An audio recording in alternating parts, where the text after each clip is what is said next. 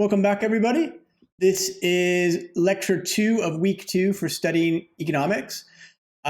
This lecture is going to cover these two main points. So we're going to talk about key terms and ideas that make up what we call economic rhetoric.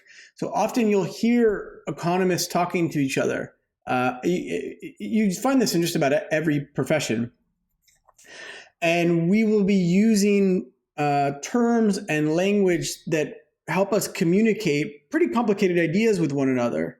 But it's sort of a shorthand. And a big part of becoming an economist is sort of learning that language and learning what those terms suggest and mean, and what kind of theories and evidence and methods lie underneath those terms that we use. So we're going to talk about a few sort of key ideas, concepts in economics, and the language that we use around those to talk to each other as economists, and often talk to the world as economists.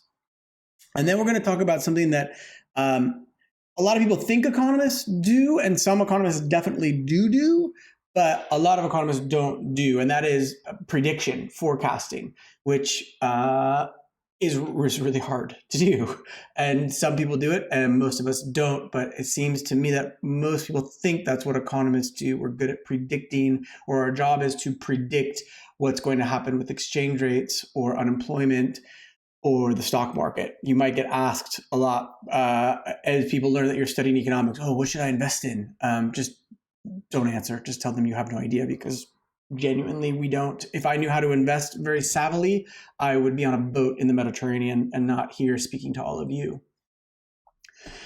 So these key concepts in our economic rhetoric, these are sort of foundational planks of economics. And I think if you really have a good understanding of each one of these ideas, you'll be a pretty good practicing economist. Now, each one of these, I'm going to summarize in sort of a slide or two. Each one of these is much deeper than that. So incentives, we've already talked a little bit about, so I'm not going to cover that again. But we are going to talk about markets, the idea of equilibrium, the use of math and graphs in economics, models, which we're going to talk a lot about in another week or two, and the idea of causality, which I mentioned in the last lecture, is sort of one of the things that I really believe sets economists apart from other social scientists. We take causality seriously to a degree that I don't think other disciplines do. And we believe that we have methods that allow us to measure causal relationships, even outside of an experimental setting. So the first idea is markets. And we sling this word around all the time, and it's a small word that means a big thing, a big idea. And often we use it metaphorically. So when you think of a market, I think most people would think of something like a farmer's market, where it's a physical place. There are buyers and sellers. So people are selling vegetables or nice cheeses or something delicious, and people are there to buy those products from the sellers. Each market might have its own characteristics. So some markets might have lots of options for vegetable sellers. Other markets might only have one vegetable seller at that market. Some markets will be huge and have lots of customers. Other markets will only have a small number of customers. Maybe they're in a smaller town. But it is a physical place where buyers and sellers come together to engage one another and transact. So to buy and sell carrots, cheeses, what have you. And we use the word market, though, to mean any instance, any place, be it physical or philosophical or online, where people come together to exchange, to transact. And that can mean exchanging goods, like vegetables and cheeses. That can mean exchanging time. So a worker is giving time to an employer, and the employer is giving them money in exchange for their time.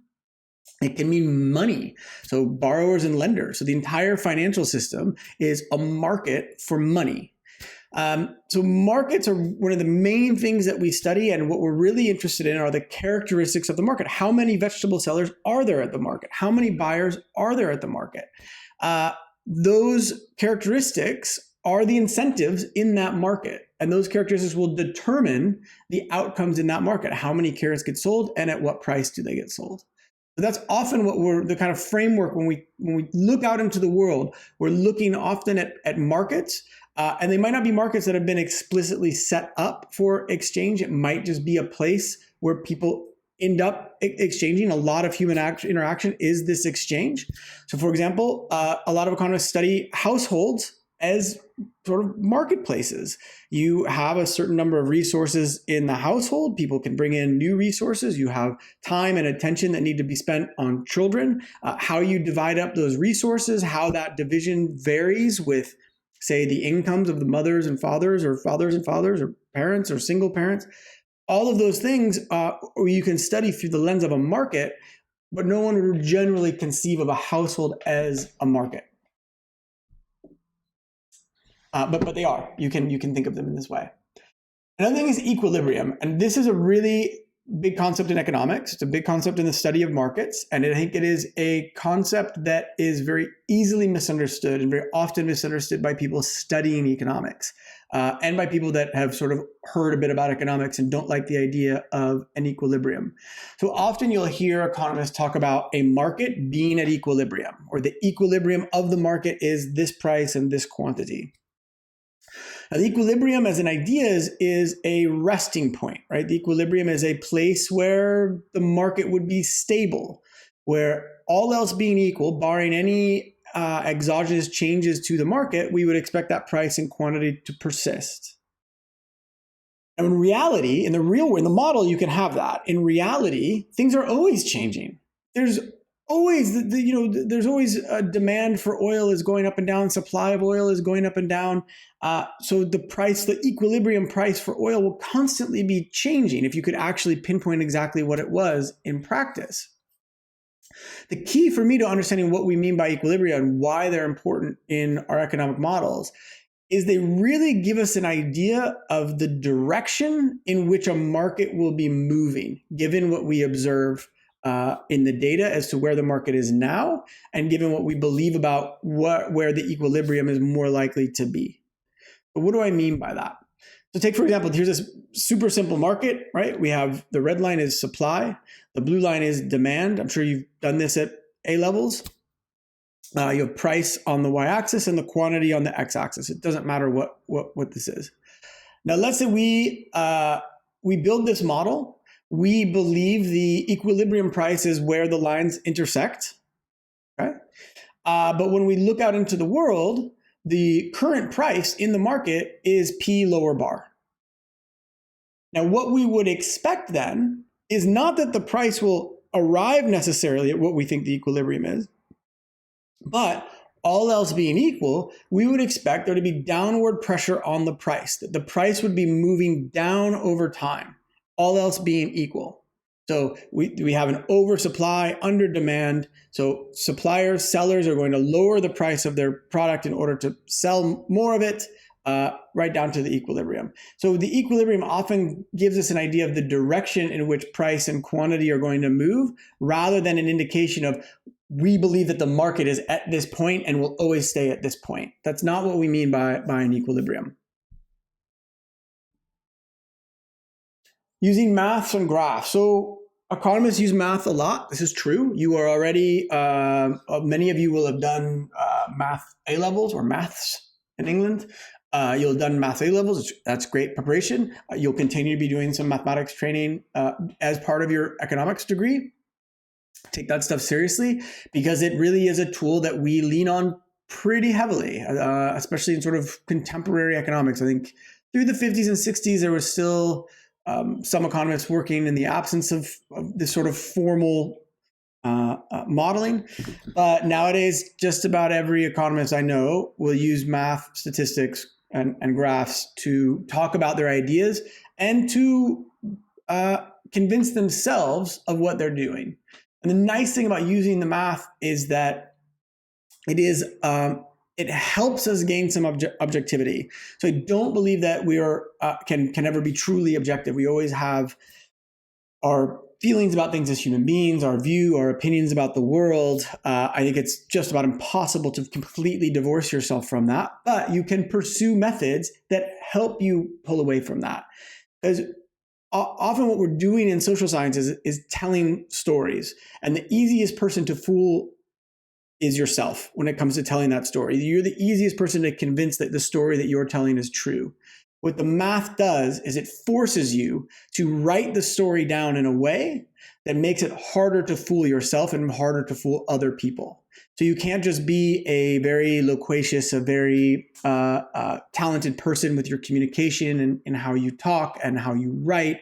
And that can be very compelling to people and might convince them of your ideas. But by virtue of the way that you've told your story rather than truth that's really in your story that you're telling, the math forces you to write down that story with some structure that cannot be manipulated in a way that language, human language, can be. So we use math and graphs to help us do that. And I think you probably know this. If you've done A-levels, I hope you conceive of these things in this way. But the math and the graphs are just two sides of the same coin. They're two. One is English and one is Spanish. You're just communicating. You can say exactly the same thing in the two languages, but they actually mean exactly the same thing. So Descartes came up with a Cartesian coordinate system and two-dimensional graphs, and that's very useful. For up through the 50s, the economists that were using mathematics tend to write everything down in algebra, essentially. And then Robert Solow found that shifting lines around, even though meant the same thing as changing the parameters in an equation, was easier for his students. It was easier for them to learn and to see and understand the concepts that he was trying to communicate. So since then, we've all kind of, especially in undergraduate sort of education, pedagogically, we use these graphs and we push the lines around. But I do want you to, when you look at graphs, to think about the math that's behind them and always keep in mind that you can write that down algebraically and get exactly the same, get you exactly the same solution. Because as you go through your studies, we move more and more away from graphical representations because our models get more complicated into using more and more sophisticated mathematics. So using math does not make us sophisticated. I think oftentimes people can see mathematics and it's easy to get blinded by science to some degree, right? People that don't understand mathematics believe mathematics to be some sort of magical elixir of truth, and that anybody using math must be very, very intelligent, and therefore it buys you some credibility simply by virtue of the fact that you have used math. Now, it might be my own bias because I'm an economist, but I do believe it can help buy you some objectivity, but that isn't to diminish qualitative work. There's a lot of qualitative research that doesn't use mathematics and doesn't use statistics, doesn't use data in the same way that economists think of data. And that stuff is really hard to do really well and really convincingly because you're using human language, and human language can be a lot messier and can be a lot more easy to manipulate than the mathematics. So the mathematics buys us this at least an attempt to become more objective in our analysis, to make sure that what we're saying in words is actually as compelling once we write it down in a more objective language, being mathematics. It also helps with clarity. A lot of times in economics, we're talking about pretty complicated interactions and pretty complicated relationships, and often counterintuitive ideas and counterintuitive incentives, such as the example I gave in the last lecture about the fine that was given for parents that were picking up their kids late. So the mathematics is a way for us to write things down in a way that is clearer than we could explain them in words. And it might not seem that way today, but as you advance in your studies and you become more accustomed to using math in this way, I think you'll find this to be the case as well. That often when you're talking to another economist, you might start by explaining your idea in words and then go, okay, wait, let me write down a utility function and I'll try to show you exactly what I mean.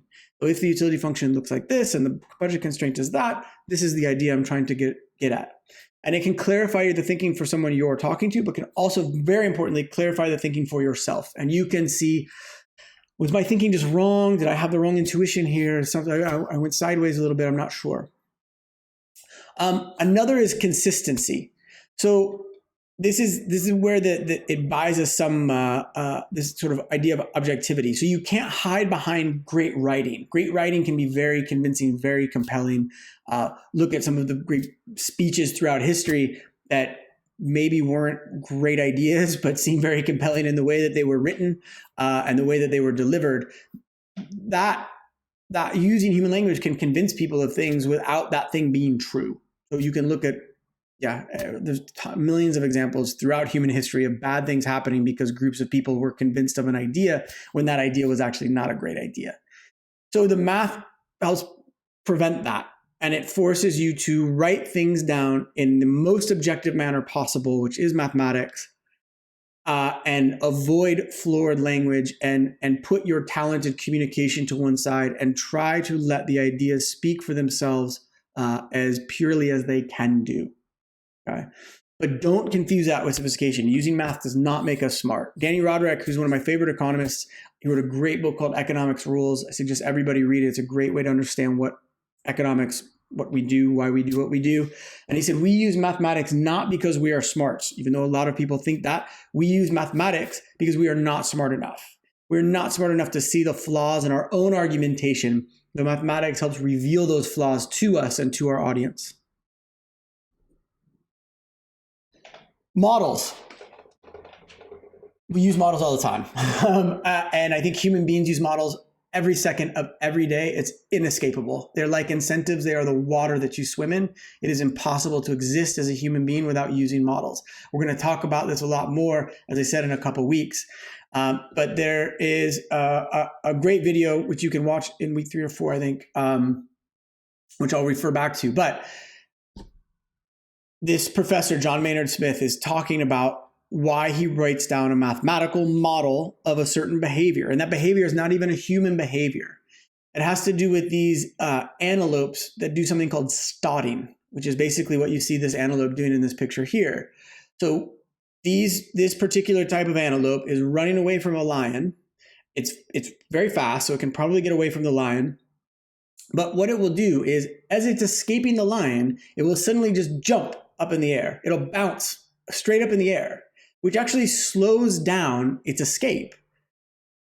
So Professor Smith was curious about this. Why are these animals doing this? And you can tell yourself a story. Well, the animal is so fast that by bouncing up in the air, it's showing the lion that, look, I'm so confident that I can escape, that I can waste energy and time by jumping up in the air, so don't bother chasing me. And that can be a convincing story, just said in words.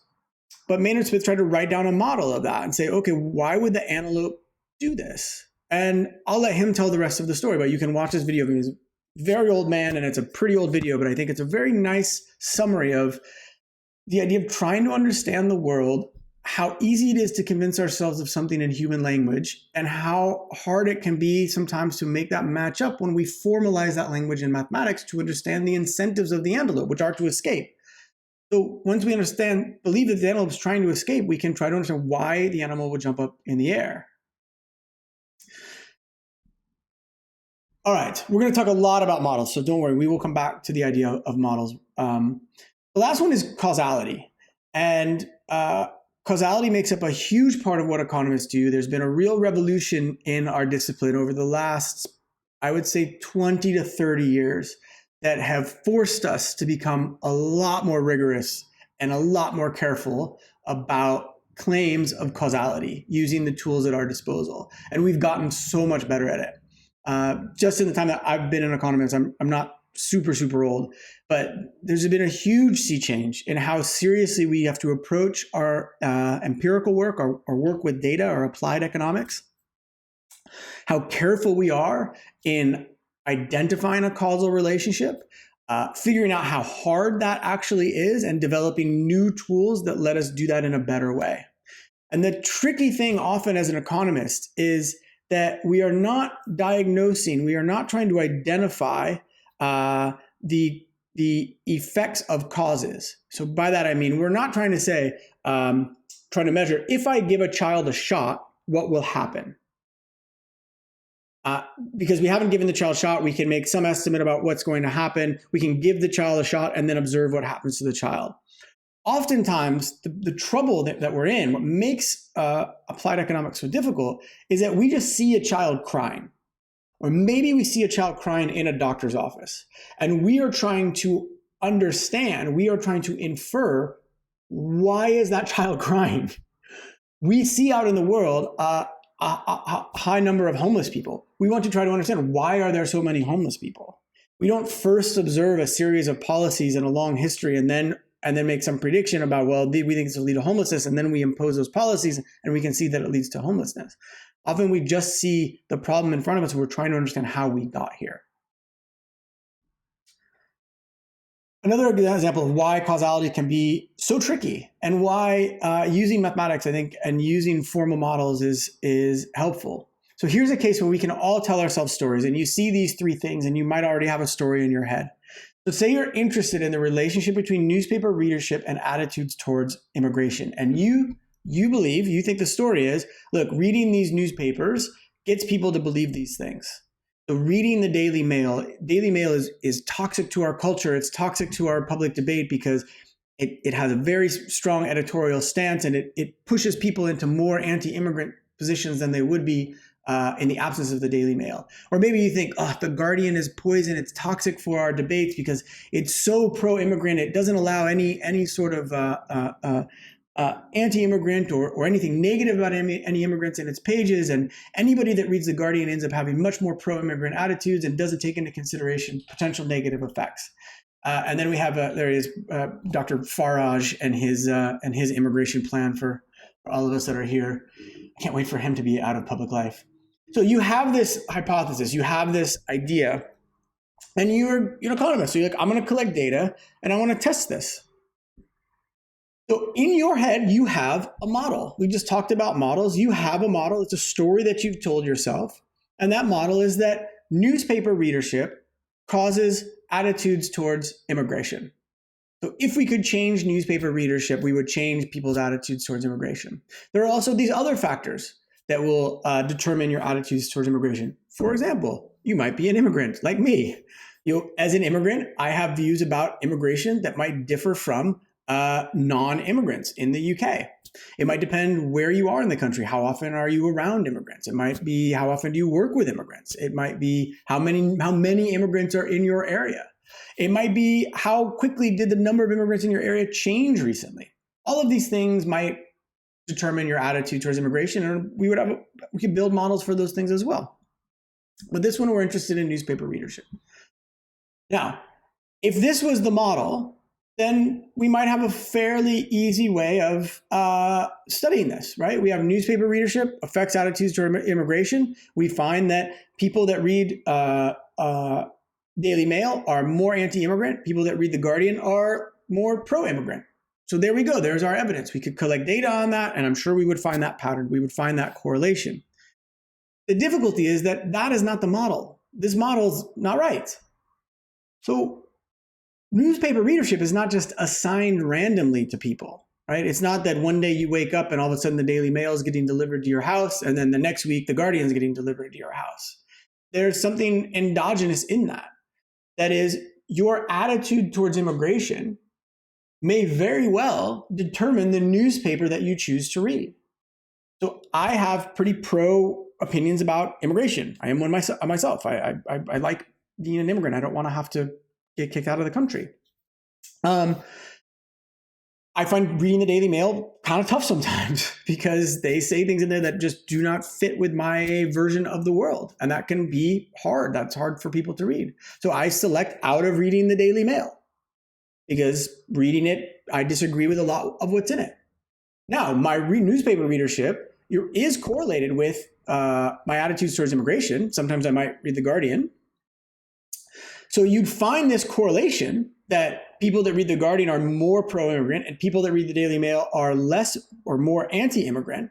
But that doesn't tell us anything about whether the newspaper readership is causing that, is actually causing that change. It just means that there's a correlation, and the causality could flow both ways. It could also be that there's other factors, right? It could be, say, level of education. It could be where you live in the country. So, for example, in Liverpool, nobody reads The Sun for reasons that are totally orthogonal to anybody's immigrant status or views on immigration, right? They do not sell The Sun in Liverpool. So that determines, at least in part, their newspaper readership. They do not read The Sun. People in Manchester, at least some of them, will read The Sun. So here are these other factors that might determine both. You might have factors that that do determine both, meaning attitudes toward immigration and newspaper readership. Maybe my level of education. maybe a higher educated person is more likely to read the Times or the Financial Times. And those newspapers have particular stances on immigration. They have an editorial stance on immigration as well. So now this other thing determines my attitude towards immigration and determines which newspaper I'm reading, for example. So trying to pull all of these things apart to study the question that we're actually interested in, which is, does newspaper readership cause people's attitudes on immigration to change, is really complicated. It's really hard to do. It's not impossible, but it is really, really hard to do. And a lot of what economics is pretty good at is taking a question like this and figuring out a way that we can identify some evidence, some decent answer to the question, does newspaper readership determine attitudes towards immigration? So what is economics? I've gone through this list of sort of terms and concepts that are at a very high level. These are, small words that mean massive things, and it can take years to study any one of these. And you really do need a degree of mastery over all of them to be a good economist. So what actually is economics? Well, I think the best summary of economics came over 100 years ago from one of my favorite economists, a guy named Alfred Marshall. I like him because he writes super clearly. Even though he's writing in this kind of old-fashioned times, he still writes incredibly clearly and doesn't use much math. He uses some, but not much by today's standards. So if you're interested in reading some early economics and just sort of thinking about what economics is and the philosophy of economics, he's a great place to start. But he said something that I've always loved and really rings true to me.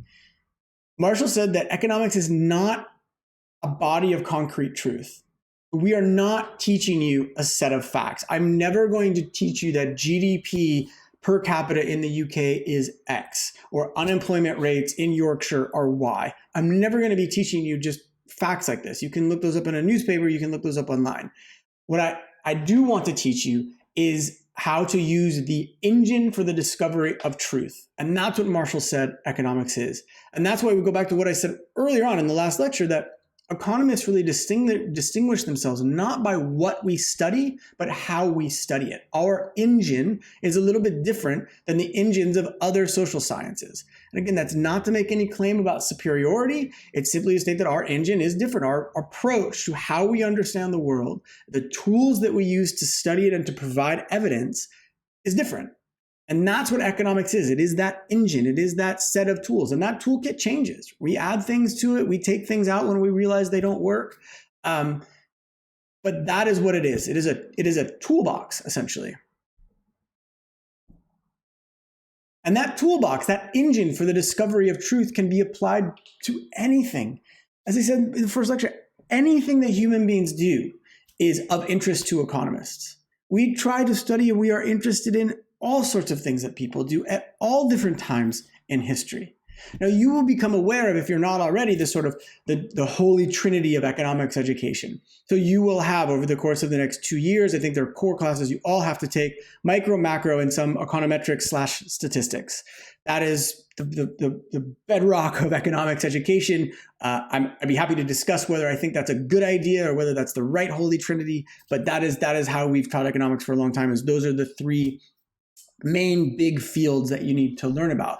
But within each of those, there's all these subfields, these areas that economists actually work in. So most economists, like research economists, wouldn't regard themselves as a microeconomist or a macroeconomist. They would work within one of these subfields. They would be more specialized than just one of those three holy trinities. They'll fit underneath that broader umbrella of macro or micro. That is a division.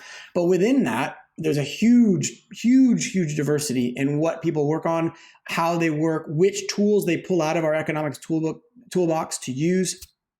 And this is just a handful of those fields that people work in.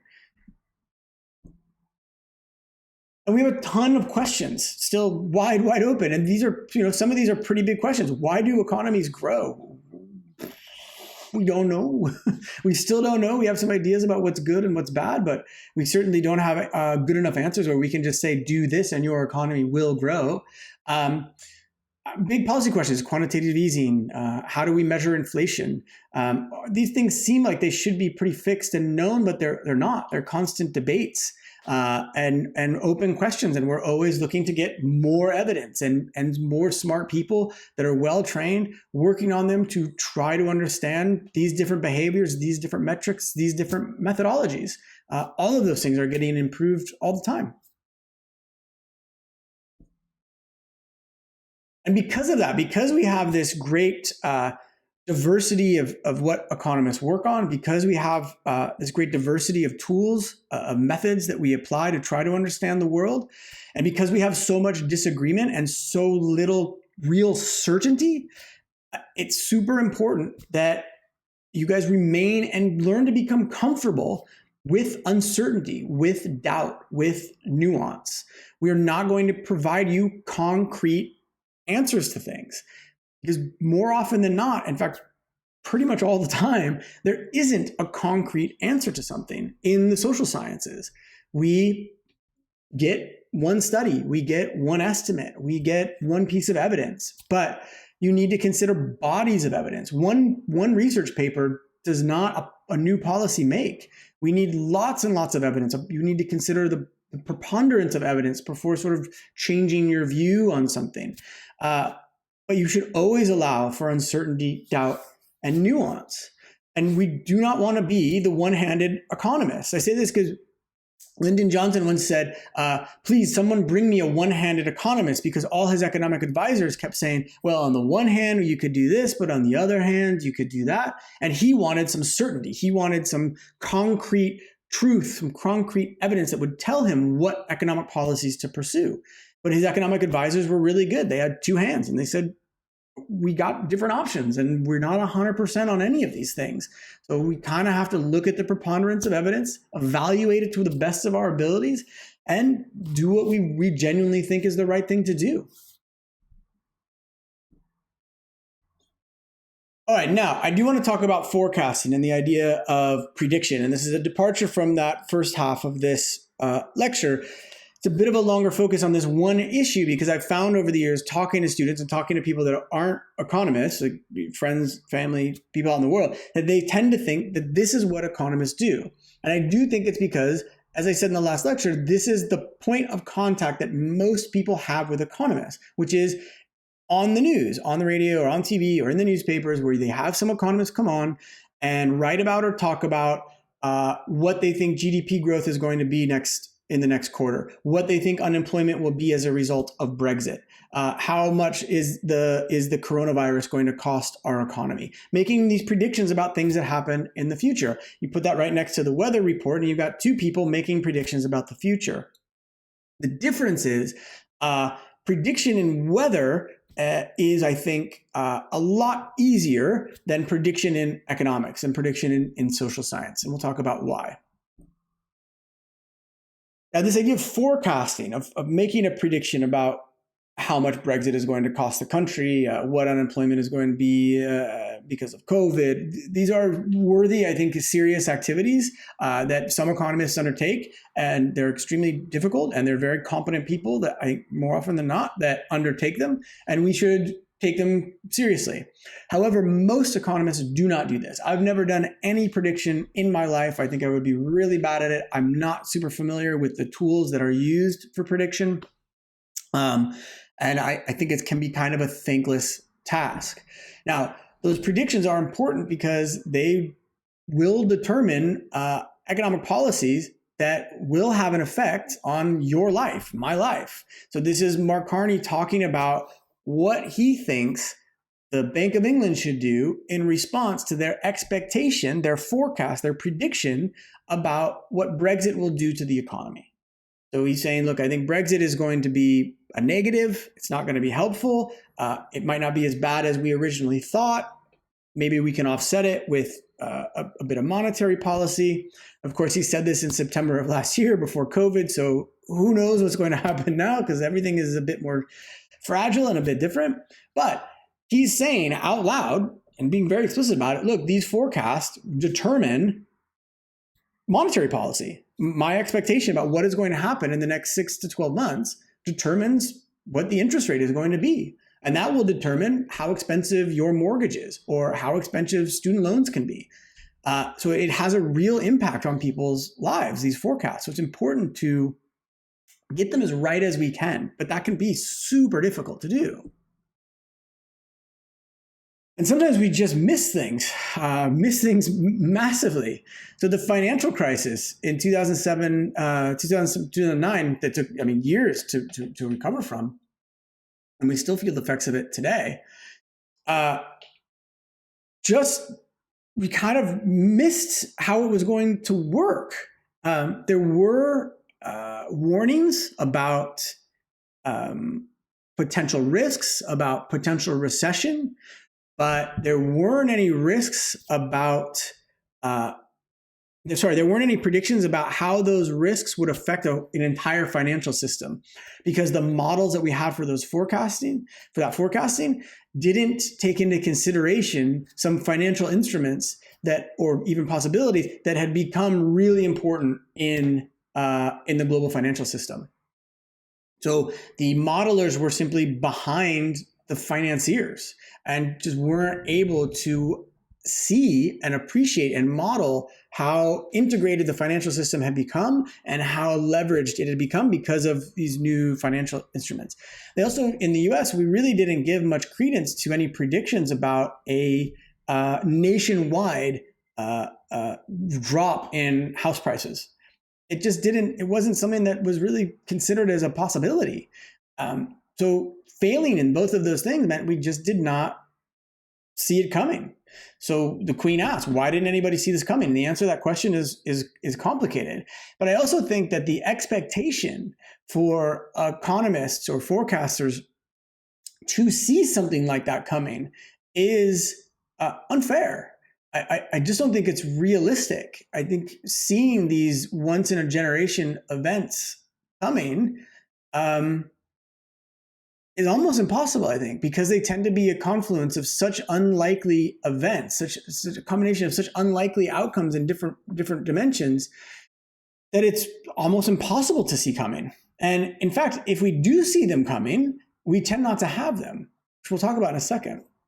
So another was the European sovereign debt crisis, which really was a product of and a continuation of the financial crisis. Didn't see that coming either, and maybe we should have seen that because we were in the depths of the financial crisis, and maybe we should have been paying closer attention to the effects that these recessions were going to have on sovereign debt, but didn't see it coming, and therefore didn't prepare for it perhaps as well as we could. And now we're dealing with Brexit predictions. So there were tons of predictions before the actual referendum vote. There's a ton of predictions now. A lot of these predictions are going to be pretty worthless because we don't even know what the world looks like post-Brexit. We don't know what the deal will be or if there will be any sort of deal. So you can make predictions given a particular set of incentives, given a particular deal. You could make predictions about what the effect on the economy would be under that deal. But it's pretty tough to make predictions overall because we don't know what the deal will be. And we're sort of left waiting to see what the government decides to do. And then we can make decisions or make predictions or try to make some predictions about the effect that whatever deal we end up with, being no deal or something more sensible, what the effect of that will be on the UK economy and the European economy for that matter. Now, I've told you that economists do forecasting, and some of them do it reasonably well. I've told you that there's been some huge things that economists have missed in our forecasting. And now I'm going to tell you that it's actually impossible to predict the future. I think that's really key to keep in mind anytime that you're doing any sort of forecasting, that you are making essentially a guess, an educated guess about what will happen tomorrow. But that's not the same thing as predicting the future. It's a forecast and saying, this is sort of my best guess about what I will think. But here's 3 examples of where forecasting seems to be sort of systematically wrong. So one is with the exchange rate. So this paper from 1983, long time ago, they just flipped a coin and they said heads goes up, tails goes down. This was one way of predicting exchange rate movements. And they found that the coin flip actually predicted those exchange rate movements better than existing economic models. which should be kind of crazy. I mean, that means that the economic models are worse than just randomly choosing whether or not you think your exchange rate is going to go up or down, meaning the economic models were systematically wrong. And this goes back to this use of mathematics that I mentioned before, where sometimes these models can blind people with science. And it gives you the sense of certitude. It gives you the sense of sophistication when it's really anything but. And we believed those models when in fact those models were systematically wrong. And that's evidence of it, right? Flipping a coin was a better predictor. For the financial crisis, Rubini, there's some people that make big claims about having seen the financial crisis coming. So Nouriel Rubini, who's a professor in the US, Steve Keen, who was a professor in London, but I think he's retired now, both made big claims that they predicted the financial crisis. And you can see them before 2007, before 2008, talking about potential downturns, talking about how this could be, sort of a economic Armageddon, pointing out to these different signals that they believed were indicators of this coming recession. And you can find some other people had some predictions that direction as well. But I don't think this is the same as predicting the future. Because if you follow Rubini and if you follow Keen, they kind of make these claims all the time.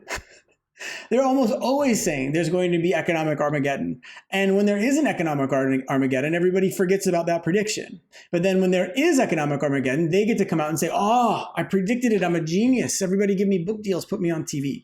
So I really think this sort of forecasting and these sorts of economists, they're kind of selling snake oil. It's not really legitimate practice what they're doing, I don't believe. Another example was Warren Buffett made a bet with some hedge fund managers. This was in 2008, I think. And he said, I will buy a S&P 500 tracker fund. And you guys do whatever it is that you do with your sophisticated hedge fund models and your quantitative analyses. And let's see in 10 years, who's made more money. And guess who made more money? Warren Buffett. The tracker fund outperformed all of the fancy quantitative analysis that the hedge fund could produce and costs a lot less as well. So Warren Buffett just puts his money in a tracker fund and doesn't cost him anything for the next 10 years. And he ended up making more money. The hedge fund has to pay fees for trades and everything else. But even allowing for those fees, they still made less money than just putting it in a tracker fund. So you have people that spend a lot of money, are really smart, are working hard to essentially predict the future, predict the share price for tomorrow, predict the exchange rate tomorrow, and they systematically fail. There are people that make successes of it, but I don't think you can find places that have year after year after year come out winners. Inevitably, there's going to be a distribution, and in any given year, some people are going to look like geniuses and other people are going to look like fools. And in fact, neither the fools nor the geniuses are fools or geniuses. In large part, they got lucky, they beat the market. They got unlucky, they didn't beat the market. So I mentioned that on the news, you have your weather forecaster and you have your economist there talking about what GDP will be over the course of the next 12 months, and that they are essentially doing the same exercise, predicting what's going to happen tomorrow, but that one is much harder than the other. And the reason is this. So both of them are going to make predictions based on models and information. So they're both collecting data about current circumstances, so wind direction, temperature, barometric pressure. The economists can collect information on unemployment rates, on GDP, on traffic. You can collect data on all sorts of things, and you can feed that into a model and try to, then you make your prediction about what will happen tomorrow. They start to deviate from each other at number 2. So the forecast for the weather is not conditional on what the weather does after the forecast was published. But the forecast for the economy is conditional on what people do after the forecast is published. And that is because human beings can read that forecast and change their behavior because of it. The weather cannot. And I misspelled weather here. That's the wrong kind of weather.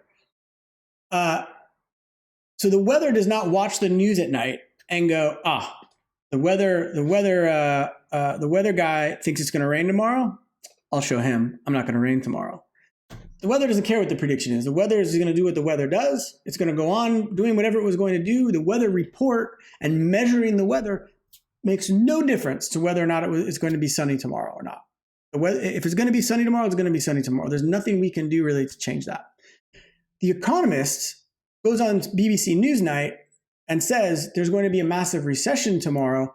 Well, people's behaviors are going to change right away, and that will change what happens tomorrow. So the Economist makes a prediction. If that prediction is actually useful, that is, if that prediction can be believed, it's not systematically wrong, the way we saw with the models for exchange rate transactions, it's not systematically wrong, then people should very rationally believe that prediction, change their behavior, which will then in turn make the prediction wrong. So causality is in effect bidirectional with human beings in a way that it is not with the weather, because human beings form expectations about tomorrow and therefore change their behavior today. Meaning the model, the prediction that you just made about tomorrow will likely be wrong, because the prediction that you was made about with an expectation about people behaving in the absence of the prediction. So here, just look at the example, the bottom part of this slide. So a reliable economist, so someone, a famous economist, someone who we trust, someone who is well-trained at a prestigious university or a prestigious institution, they make a prediction that there will be a drop in the stock market on November 1st, 2017. Okay, so back in time a little bit. We sell our stocks on October 31st, 2017. Why? Because we believed that we believed the prediction, we believed there was going to be a drop in the stock price on November 1st. So of course we sell on the 31st of October because we don't want to lose money after the stock market drops. And so what happens then? Well, the stock market drops on October 31st. And then what happens? Everybody's angry at this economist. Hey, you told us the stock market was going to drop on the 1st. We waited around. We weren't going to sell today. We were going to sell tomorrow. Even worse, if you know this, when are you going to sell your stocks? You're going to sell your stocks on October 30th. And if I think you're going to sell your stocks on October 30th, I'm going to sell my stock on October 29th. And we'll go back up until the day that this economist made this prediction. So now this economist says on November 1st, in the future, stock prices are going to go down. And in fact, what happens is the stock market crashes the day that that economist makes that prediction. And the prediction is wrong. So was the economist wrong? Is the economist not trustworthy? This becomes very circular and very hard to disentangle. It's extremely hard to make then predictions in economics that are reliable and true. Because if they are reliable, they won't end up being true because people will change their behavior in such a way that renders those predictions untrue, as with this example. We have the same thing with COVID now. So we've had lots of debates, especially in the US, where things like masks have become politicized and it's crazy and very frustrating. But lots of predictions about what was going to happen, lots of models and predictions about the spread of the virus. If we didn't have lockdowns, if we did have lockdowns, if people wore masks, if people don't wear masks. Now, something interesting, I saw this tweet a while ago and I thought it rang really true with respect to how I just talked about economic prediction, which is that if we are successful in combating the coronavirus, our actions are going to look like an overreaction. So I remember back in March, back in February, when there first started being some coronavirus in the US, the first place it landed, or at least that it was identified, was in Seattle, where I'm from. And some people were starting to freak out and some people weren't. And in fact, I talked to my father and I got on the phone with him and he was all wound up. And he said, I just talked to our neighbor and about COVID, and my mother and father, very fortunately, took it very seriously and they were staying inside and being safe because they're a bit older. But he said his neighbor was going on about how, oh man, there's only 10 cases. Why are we all freaking out? There's only 10 cases. Only 3 people have died. Why is this such a big deal? And my father was upset because his prediction about what was going to happen was different clearly than the neighbor. So my father's reaction was, there's only 10 cases today. Tomorrow there could be 1 million cases. So let's do stuff today that prevents there from being a million cases tomorrow. Let's stay inside. Let's not go out to dinner. Let's have a lockdown. Try to be safe. Try not to interact with people too much. His neighbor's prediction was, well, look, there's only 10 cases today, so there's only going to be 10 cases tomorrow. Why are we all freaking out? Now, if we pursue a policy of lockdowns, if everyone behaves like my father and stays inside and makes themselves safe and doesn't interact with other people, then in fact, we don't get a million cases, we get 10 cases. And who's right in the debate between my father and his neighbor? Well, his neighbor turns out to be right. So maybe they meet months from then, and the neighbor comes out and says, see, John, I told you, man, there's only 10 cases. What do we do all this lockdown for? So the prediction of the million cases, the prediction of an outbreak led to behaviors that reduced the outbreak, that made people that didn't believe the initial predictions feel as though they were right. And they said, you all overreacted. We shouldn't have had a lockdown. But the success looks like an overreaction. The reduction in number of cases is the result of us changing our behavior. And so we have low cases, and so that change in behavior looks like an overreaction. The prediction of a high number of cases turned out to be wrong. But is it wrong? It's hard to say. So how do we do prediction responsibly? It is an activity we have to engage in, right? A lot of economic policy, especially a lot of decisions businesses will take, will depend on what you think is going to happen tomorrow, what you think the future holds for you. So how can we do this in sort of a responsible way? Well, as with the one-handed economist, we want to avoid the illusion of certainty. So what I think would be great policy, and I wish newspapers, I wish news websites and news channels would all follow this, would be to ban the presentation of point estimates in their reporting. Meaning, you can no longer say our prediction, our forecast is that GDP will grow by 1.8% next year. You have to give a range that captures your uncertainty. So instead of saying, we predict GDP will grow by 1.8%, you report, we predict GDP will grow between negative 0.2 and 2.8%. It will be somewhere in there. So it might shrink. We might enter a small recession, or we might have really, really good growth. It's somewhere in that range, but we don't know where. And this helps communicate to your audience, to the public, uncertainty that is very real in any prediction. It's telling you we don't know exactly what's going to happen. We cannot predict the future. What we can do is make some prediction about sort of a range, what we think is probably going to happen. We think we're not going to get minus 8% growth next year. We don't think we're going to get plus 8% growth next year. It's going to be within this range. This is what we think. I think that's much more responsible because it captures the uncertainty that is inherent in any prediction. Another is to give probabilistic predictions. And these are tough because people aren't great with probabilities. I mean, just human beings, are not great at it. I'm a reasonably well-trained economist. I've been doing economics for, 10 or 15 years. And on the night of the election in 2016, I was 100% certain that Hillary Clinton was going to win.